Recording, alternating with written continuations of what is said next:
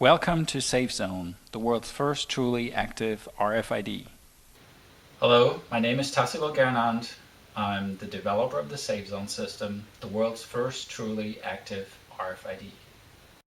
RFID is familiar in store scanners, car clickers, and taking inventory, for example. But the technology has yet to live up to its enormous potential. Existing systems have serious shortcomings, including limited range, high cost, large bulky devices, and uneven accuracy. Until now, RFID has only had passive or semi-active tags that require energy from a reader, and the readers require electricity or large battery packs. SafeZone is the first in-field platform technology to have truly active, miniature, programmable tags and controllers. This system can locate, track, recognize, authorize, and control access to devices and objects. It is suitable for personal use, for valuable items, but also scalable to large security applications such as airports, the military, warehouse inventory, and management and material logistics, corporations, hospitals, and schools. SafeZone also keeps track of individuals who wear or carry tags, from employee ID badges to children's clothes and accessories and pet collars. They are customizable and can be linked in arrays to extend coverage. SafeZone has no direct competition and a wide range of lucrative, non-competing markets. A patent is pending on this proprietary technology, which includes a novel battery-conserving protocol and low-power demand hardware. As we will see, the system is easy to use, it's compliant with wireless and safety standards, and features military-grade encryption and security. It's unhackable, and the software cannot be reverse engineered. The housing material meets waterproof and dust-resistant standards and resists electromagnetic interference. These smart devices are economical to produce with competitive price points from single users to corporate, military, and industrial users. These tags also can accommodate all commercially available digital and analog sensors. I'll show you the parts of the system, how each component works, then how they all work together to create a safe zone around you to protect what you value. This is the controller or homing device, which can track and locate the tags placed on objects you choose. The housing is custom built. It's plain in this prototype, but the device can have custom colors and skins, including company logos. The controller works independently of a computer, but it is also a functional USB device so that you can use it with a computer, which also provides a detailed real-time display of SafeZone, including the location, status, and settings of the tagged items. We will see how this works in a few minutes. The controller is designed for easy use. These 3 buttons control all of its functions. The opening screen can also be customized.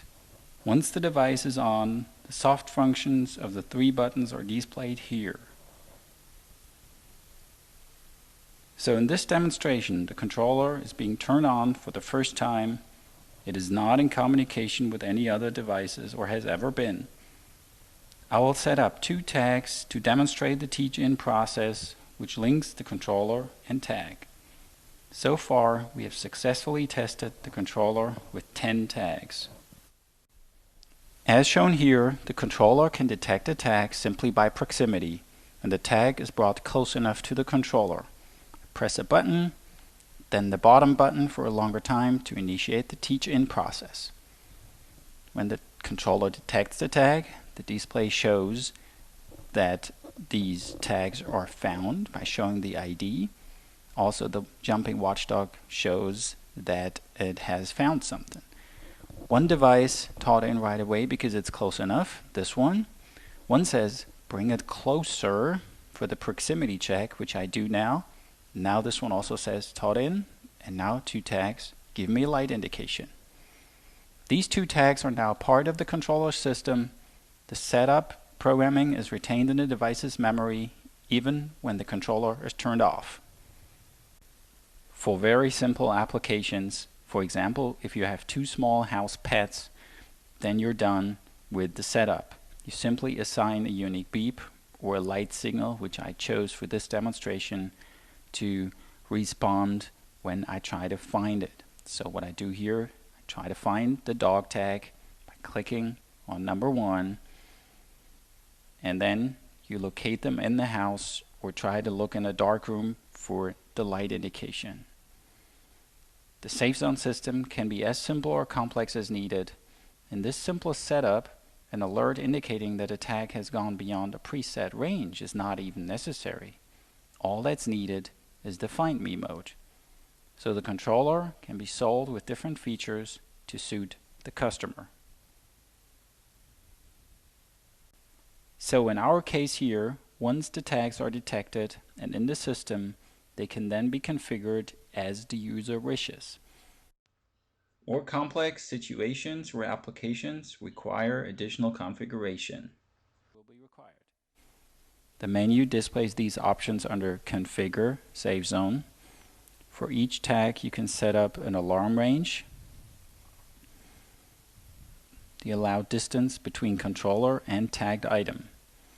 In the checklist or Stay Together mode, the tagged items such as cell phone or your dog are monitored to that range to ensure that they are close to you at all times. Here I set a personal item to be very close, and I can also set an alarm range for all together. And here I set the interaction, which is the alarm or preferred alert that you get here on your homing device. This can be a light or a beep signal, and it can also have a wireless notification to the system. For this demonstration, we chose the light responses for the tags. That's why you see the light bulb. Otherwise, on the right there would be shown a speaker symbol, so that you always know which response you chose. A more general option is the device config, where you can set everything.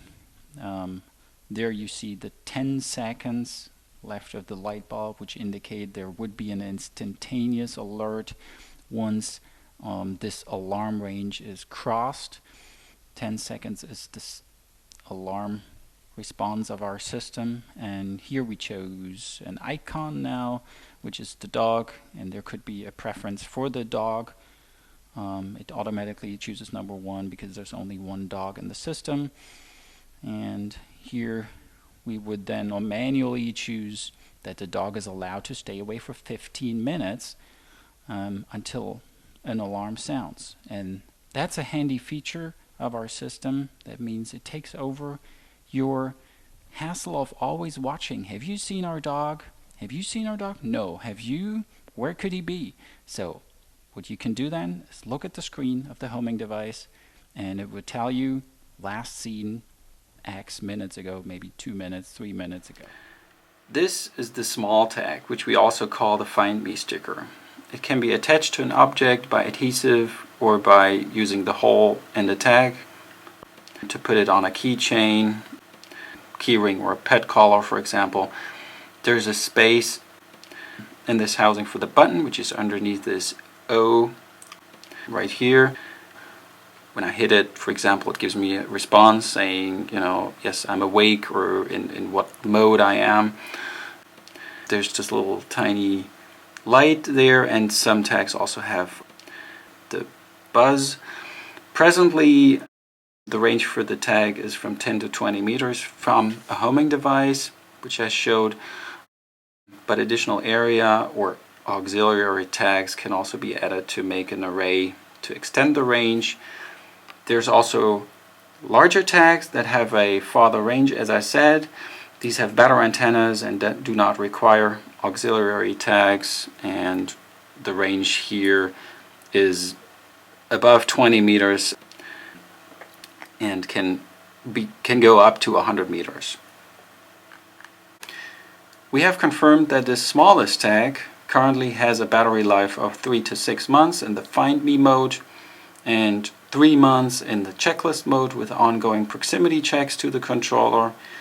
The battery can easily be replaced with this custom designed battery module, which can then be put right in here and be replaced with standard batteries you can buy.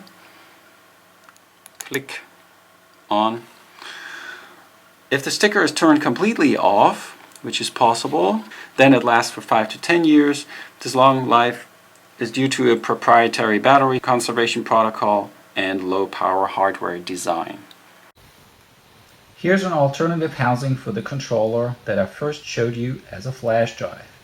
The controller can have housings of any design. This embodiment is a finger ring. This housing shows the space for the 3 buttons. It also has a buzzer and light alarm. Since there is no display here, specific tags are identified by unique tones or colored light indications and can home with those features. This ring design demonstrates how small and flexible the unique circuit is. So now that the controller has the 2 tags and the tags are configured, we can demonstrate how the stay together mode works. In this case, this one would represent my belongings, like my cell phone, and this one represents, as we discussed, my dog. Let's switch this one on. That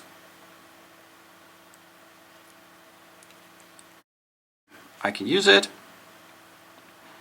It goes through various tests and configures the wireless channel as the dog showed here. This one jumped up and down. Now it's configured correctly, shown by the blue signal. Let's just set the interaction of my cell phone belongings back to something like, for example, a signal, beep signal, and let's connect both of these tags now, which I can do through my soft key functions. Simple, like checklist, add or remove, and then this was my dog, so connect my dog to my checklist. There it is. It says sync on. This will now work as configured, and now I can also add my personal belonging to it with the response time of 10 seconds, you know, so that I don't forget my cell phone and I get an instant alert. And what the homing device shows in this case is if I take my cell phone a little farther away, there it is. It actually says last seen 12 seconds ago with a red clock, and it gives me the indication right away. If I come back with this sticker here, it would say everything's fine. If I take the sticker set for the dog and place it in this metal box to represent out of range distance, my controller instantly knows that the tag is out of range. But it does not give a response because I configured this tag to be allowed out of range for a set time. The green clock indicates this.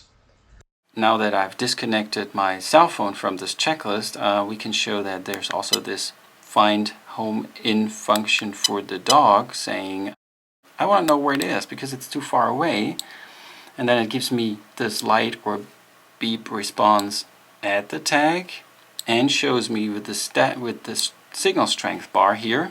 Now we move this one a little farther away to show that the signal strength is either less now or very strong for being very close. Now we bring it closer again. Then in that way you can, it leads you to your dog by first the signal strength indicator, and then you can listen to the beep or look for the light. As I mentioned earlier, there is a computer application for SafeZone that offers an alternative way to set up and monitor tags. As you can see, we have designed a graphic display modeled on a radar screen, which is a familiar way to visualize where objects are, especially when they're moving. I wrote this program in Java so that it would be compatible with cell phones and integrated into them. In that case, the radar screen would be displayed on the phone. So let's take our homing device here and connect that to a cable. Then I will work on the homing device and you see the effect on the screen. On top, you see 4 icons showing the connection status to a homing device, then the current power save mode, then the skin that you can choose, and a table-like settings icon. The first thing the program does is scan for the controller and display the information. Here on the left you see information about the tag. On the right we have status messages of the program. On the right we have another tag which has a special icon, allowed to be outside of range for a limited time. The red circles represent the alarm ranges, which are the allowed distances from the controller to the tagged object. Here we can see the ID of the controller which is inactive, and we configure individually the tags. Here we can give it a meaningful name. Up here it shows the ID, and we can do various settings for each tag. Moving the mouse over the controller in the center opens its menu. The controller is represented by the image of the flash drive. Here I can also change the size of the icons. So what we'll do now is we do the same checklist. We open up the same checklist menu on the homing device and connect our 2 devices, and then the user can see the positions of the tags on the radar screen. So first I search for my dog tag, which is found with the homing device right there.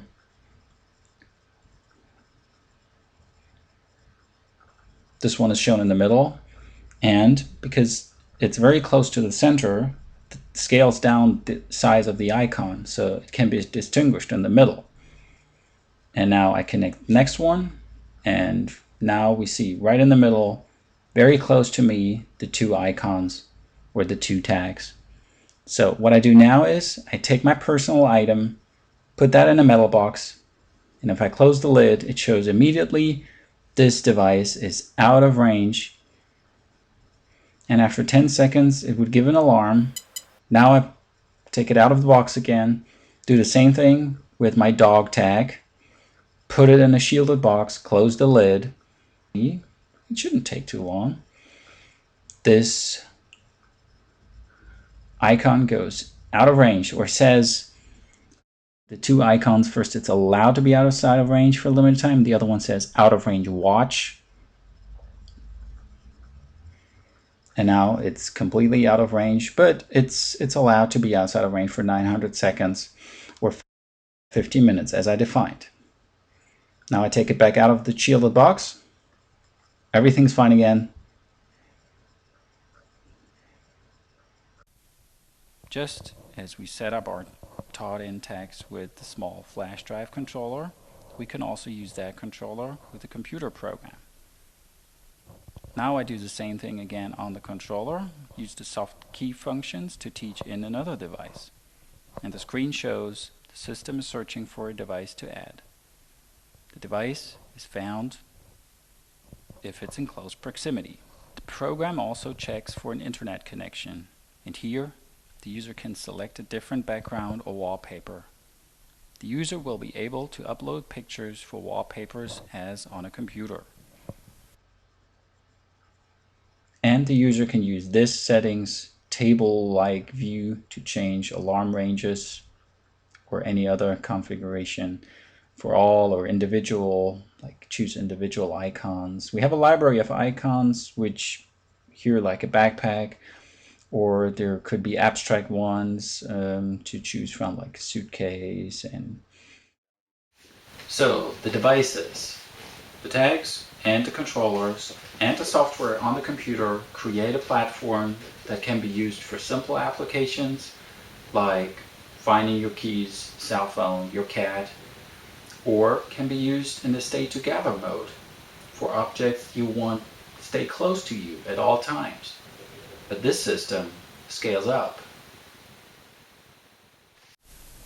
Here are some examples of both simple and complex applications and how the system can scale up and adapt to the user's needs.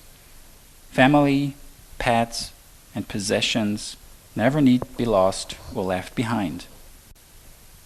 The SafeZone system can be scaled up for security and surveillance systems within large buildings or open areas, in cases where inventory is necessary or to track and identify moving objects.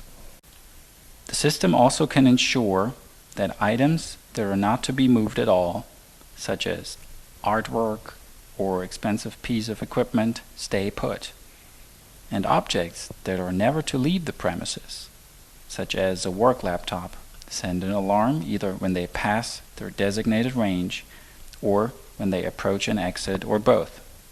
The small tag can be integrated into an object or device and be invisible to the user. It can also be attached permanently, even with an enable detection to send an alarm if the connection to the target device is broken. This feature is currently under development. Tags and controllers can also be part of ID badges to monitor employee attendance and control access. Since the tag can work with any environmental sensor, for example a motion sensor, the system can detect a person approaching an authorized personal door. However, if the controller fails to detect the proper signal from a tag or controller on the person, the controller can generate an alarm inside or outside the building and can also be set up to turn on a camera. There are many military applications, from setting up invisible perimeters to tracking, locating, and recovering valuable assets. When linked with digital or analog sensors, the system can provide information about events and movements of both people and objects within the buildings for security. It can also quickly locate patients in a hospital, for example. Now that we've looked at the technical features and operation and personal and large-scale applications, what about its market potential? I'll hand you over to Jamie Robinette, our marketing expert and co-developer. She will tell you more about the market potential of our platform. One important application is the pet market. Everyone sees the need to keep pets from getting lost, but existing methods are borrowed from older technologies designed for other purposes. We'll look at the competition to show that SafeZone is a game changer in a very lucrative market. In the U.S. alone, there are over 172 million pets. As you can see here, expenditures on pets have steadily increased despite economic conditions and have almost doubled since 2001. There are 5 kinds of systems in use to track and locate pets: amateur or ham radio, implanted microchips, Bluetooth, GPS-based, and RFID. The locator is a large directional antenna attached to a handheld receiver. As you can see, the rig is bulky and expensive. The user moves the antenna to find the signals from a transmitter on the pet's collar, and then homes in by moving toward the signals. Why is the receiver so complicated? Because it uses a non-commercial radio frequency band. In the U.S., people have to be tested and licensed by the FCC so their transmissions do not interfere with other bands.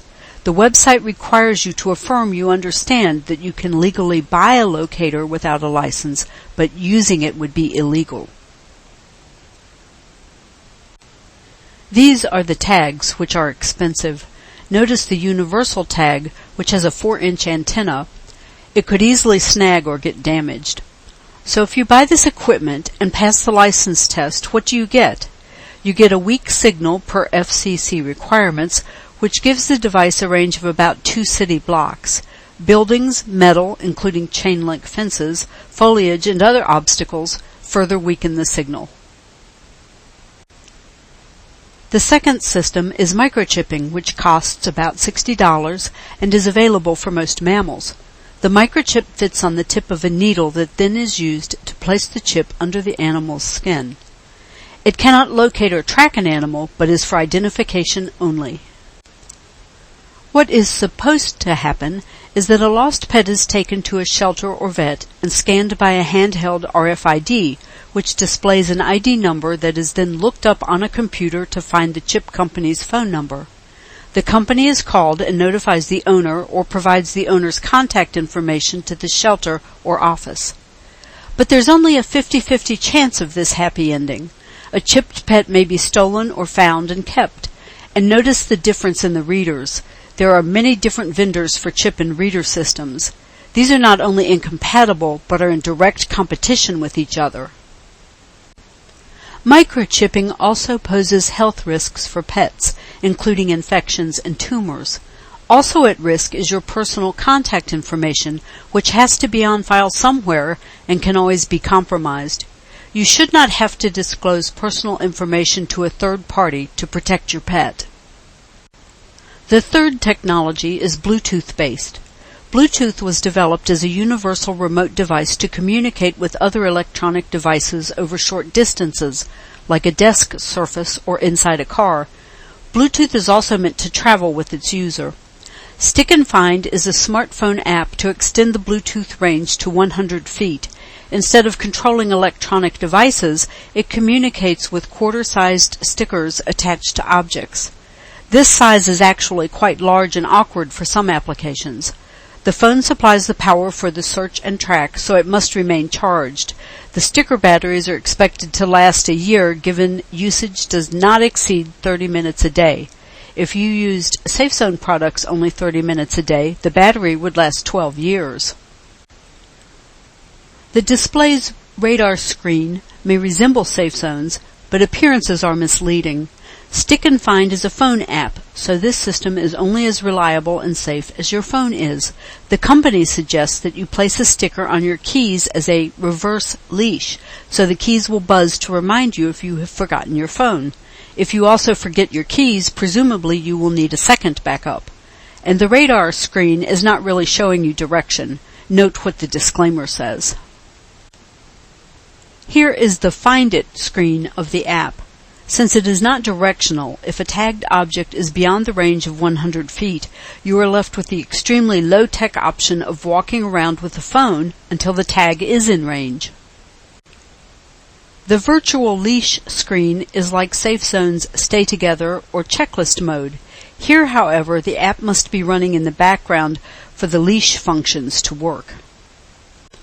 Beyond these limitations, Bluetooth itself has unavoidable problems because it is a universal remote control for any type of device. Bluejacking allows a hacker to take control of a phone to make expensive calls, spread viruses and worms, and harvest personal data and pins. Bluetooth devices, such as laptops left in the visible mode, can be easily located in parked cars by thieves. Bluetooth sniping using directional high-gain antennas and signal amplifiers can pick up Bluetooth devices, including BlackBerries, from over a mile away, even inside buildings, and track individual users. So by placing Stick and Find tags, you are identifying every item you value, per their ad. Stick it on your keys, kids, cat, dog, iPod, and so on. SafeZone has mastered the art of military-grade encryption to AES standards and beyond, since the same packet is never repeated, all without slowing response time. Also, SafeZone has 8 times the range and is much more sensitive than Stick and Find. These images sum up the differences between Bluetooth and SafeZone. And now we come to the fourth technology, GPS for pet tracking and location. GPS seems deceptively simple. Actually, there need to be 3 satellites to lock onto, which require 12,000 miles of clear sky. Almost every GPS device needs to work with the cellular service provider too. These aren't always available and signals can be weak. The server is needed to process data, but slows up when there's too much data, preventing real-time tracking. Software tracking devices require 100 times more power than the SafeZone controller. They also suffer from bandwidth overload. Some are poorly made and may need more than 5 minutes to lock onto a satellite fix. Once all this technology is working, will you find your pet? Unless you're looking for the pet in a house, or behind a wall, or in a shady corner. Or if you're here, or here, or what you're looking for is hiding here. And of course, it's not very precise. There's a 15 to 20 meter margin of error. If your pet is inside this circle, you will still have to find it. And of course, your pet can step out of that range and go in any direction. Now that we've seen the basic GPS setup, let's look at some products using this technology. The Romeo system limits itself to dogs and can only track 2 at once within a claimed distance of up to a mile. The LCD display shows your pet's exact position, but in GPS terms that equals plus or minus several meters. The controller is $200, but the user also has to buy a charger and a special expensive battery pack. Battery life is 24 hours. Charging time is 3 hours. The collar costs $129, with the size range limited to 12 to 24 inches only. PawTrack is a GPS system from England that requires recharging every 5 days by USB. It uses a multi-directional antenna. A micro version also works with internet-enabled cell phones. Unfortunately, the collar unit is about the size of a matchbox. As the picture shows, the antenna will be blocked downward by the ground and upward by the cat's jaw and head. Users have to log on to PawTrack's website to discover approximately where their cat is. The system uses both satellite navigation and GPS to generate coordinates and a Google Maps link that are then texted to the user's phone. The user then goes online to Google Maps. The updates are only every 10 minutes, and a cat can cover a lot of ground in that time. The Global Pet Finder is, or rather was, another GPS system. In spite of optimistic descriptions and claims that patents for human applications were awaiting release, the $350 product failed, and the company went out of business on August 31st, 2008. What went wrong? User reviews complained of poor quality, poor customer support, shoddy design, batteries failing in a few hours, and GPS data conflicting with location texts. Wherify cost about $170 and was primarily for tracking people. The band can only be removed by using a computer and a secret code, but of course no wristband can resist an appropriate tool. It is a combo of GPS and Internet. The concept of such a device was welcomed by 75% of polled parents, confirmation of the long unmet desire to track and find pets and children. But Wherify was not the answer. You can see the complexity and bulk of the device. This company went out of business in 2009. ZoomBack was produced by a company called True Position as a $200 system for animals over 15 pounds. It too used the combination of Internet, cell phone, and GPS technology. ZoomBack was bought by Securus, formerly known as Positioning Animals Worldwide, and its name was changed to Spotlight, with an AKC endorsement as a selling point. The price is $80, but requires a non-refundable activation fee, a tiered service plan for a minimum of 1 year, an upfront fee, and a recurring fee. The charge lasts only 7 days and requires a wall socket, but as you can see by the comments from users here, it's not off to a good start. The Garmin system is complex, expensive, and only suitable for larger hunting dogs. It uses Garmin satellite navigation technology and maps. One collar with tag costs approximately $250, so running a pack of hunting dogs is an expensive proposition. The handheld unit controller costs $446. Battery life is about 20 hours. You have to also purchase a charger, and the collar can only be immersed in water briefly. This specialized system uses very large tags, antennas, and a large handheld controller. It is not usable for any other applications such as tracking objects. The fifth approach is RFID-based and is the closest competitor to SafeZone. Existing systems have short range and short battery life. Looking at this competition will better showcase SafeZone's advantages as the first truly active RFID system. The locator is an RFID system with 2 tags and a claimed range of up to 400 feet, clear line of sight. The handheld receiver is the size of a credit card. The cost is around $100. The company claims to have sold 10,000 units since 2006. The device works by indicating which way to walk to find the tagged pet. The Locator Plus, for use with children or pets, has a larger controller with an on-screen directional display. It can manage up to 24 tags with a range of 600 feet in clear line of sight.